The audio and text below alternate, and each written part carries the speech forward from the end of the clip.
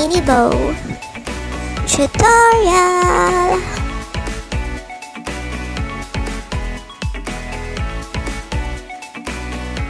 Before we start, please don't forget to like, share, and subscribe, and hit the bell button para mas updated kayo sa mga new videos.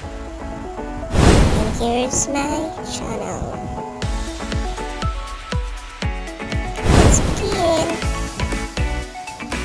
The materials that we're going to use include ruler,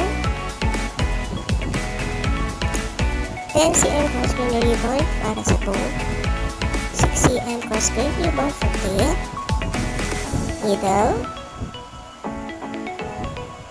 thread, mas okay pagkaparehas ang kulay, lighter or torch, and scissor.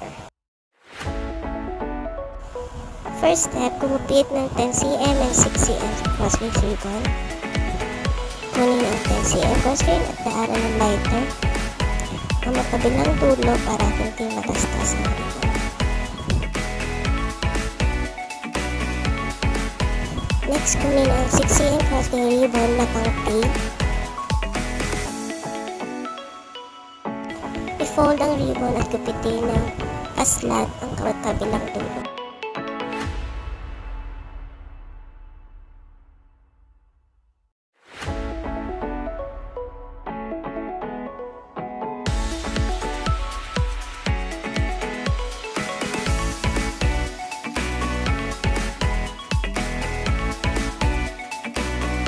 Daanan ng lighter ang makabilang dulo para masecure na hindi matastas ang ribbon.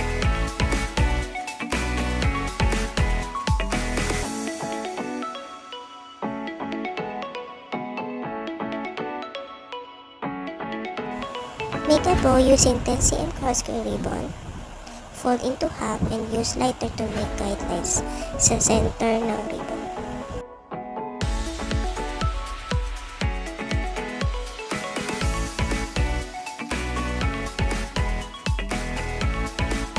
I-overlap ang magkabilang dulo at ilagay sa center guide ng ribbon.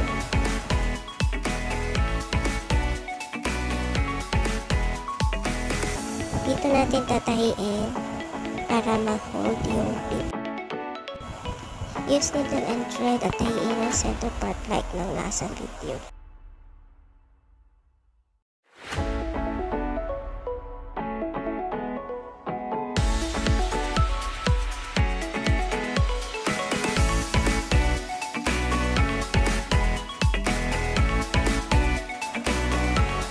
After lagyan ng sinulid ang grosgrain na 10 cm, get the 6 cm ribbon at markahan ng linya sa gitna gamit ang highlighter katulad ng una.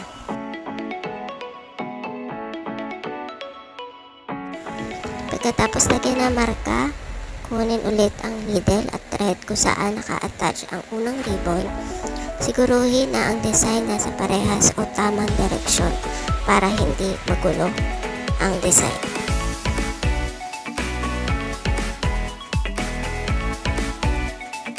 Hilayin pataas ang ribbon para magmukhang bow. Siguraduhin na mahigpit ang pagkakadikit. Kunin ang needle na may thread at iikot ito sa gitna ng ribbon para ma-secure ito mabuti. Siguruhin na maayos ang itsura ng bow.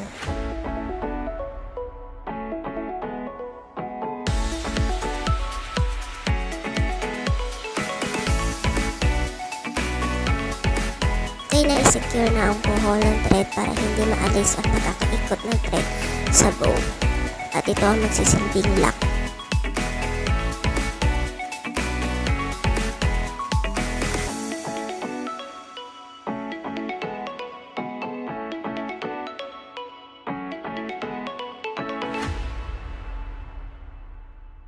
Gupitin ang thread at gamitan ng lighter para ma-secure na malinis at walang sobrang thread.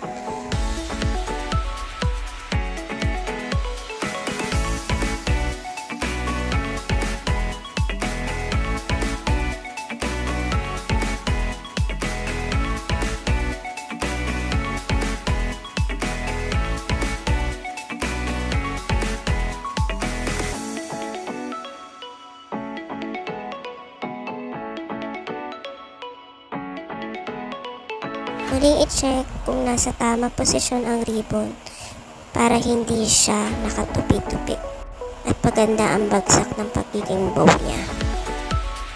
Ito na ang final result ng ating mini bow. Pwede siyang gawing earrings, charm, or pang keychain.